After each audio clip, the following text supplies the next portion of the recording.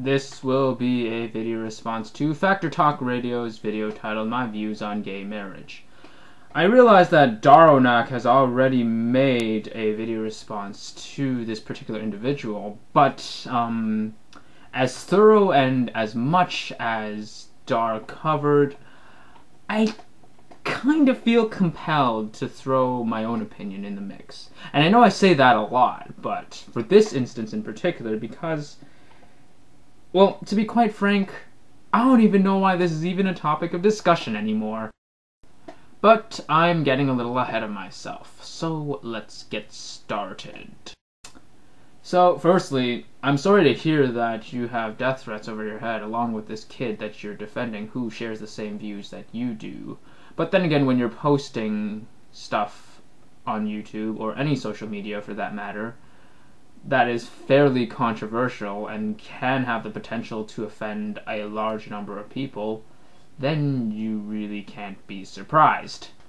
So basically what this video amounts to is essentially, okay, you can love whoever you want, but when it comes to marriage, it only has to be between one man and one woman. Period. And you do give your reasons why, and I will get to that later. But let me explain to you exactly why I think you are sorely mistaken. As presumptuous as it is for me to say, I don't think you really believe in the equal rights that most people who are like you say they believe in. Because, to be quite frank, marriage between one man and one woman, and marriage between one man, and marriage between one woman and one woman, have no noticeable difference apart from the fact that it is one man and one man, a woman and a woman, a man and a woman.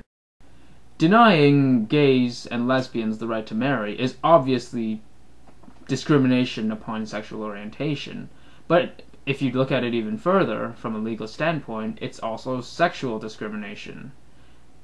Take, for example, Bob wants to marry Steve.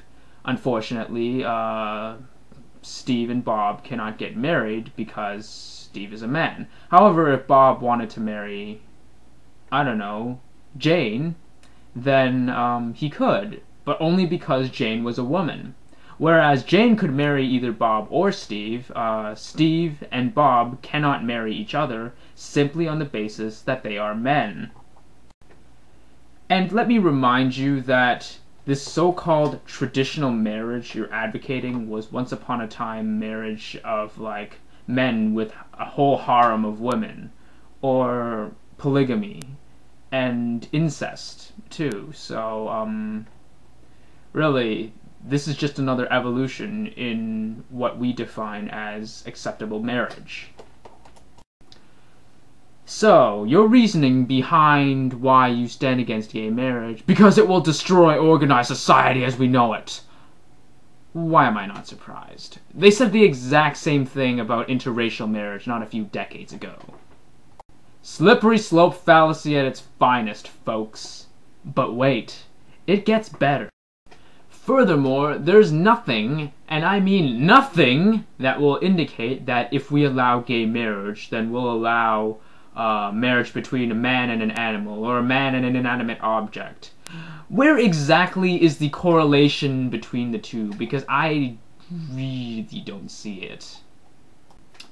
But why not, just for shits and giggles, address each and every single one of those examples that you mentioned? For a man and an animal, like a man to his dog, a dog cannot sign a marriage contract and doesn't have the mental capabilities to understand the responsibilities within marriage, so I don't think that would work. As for a man and an inanimate object, while an inanimate object also usually doesn't have the ability to sign a marriage contract and doesn't even have the capability to think, and therefore comprehend the responsibilities of a marriage. What about polygamy? Well, you, sir, are religious, if I'm not mistaken, and polygamy was mentioned many times in the Bible, so I don't know what kind of problem you have with that. Because me personally, I don't give a shit if 15 people want to get married and romantically involved with each other. The only issue I would have with that would be sorting out some of the legal interests within a polygamous relationship. But once we get that sorted out, then that's fine. And so, therefore, I conclude that unless you somehow justify your position in a way that doesn't make you look like a total douche, then I see no reason why we should stand against gay marriage any more than we should stand against interracial marriage or marriage between people of different faiths.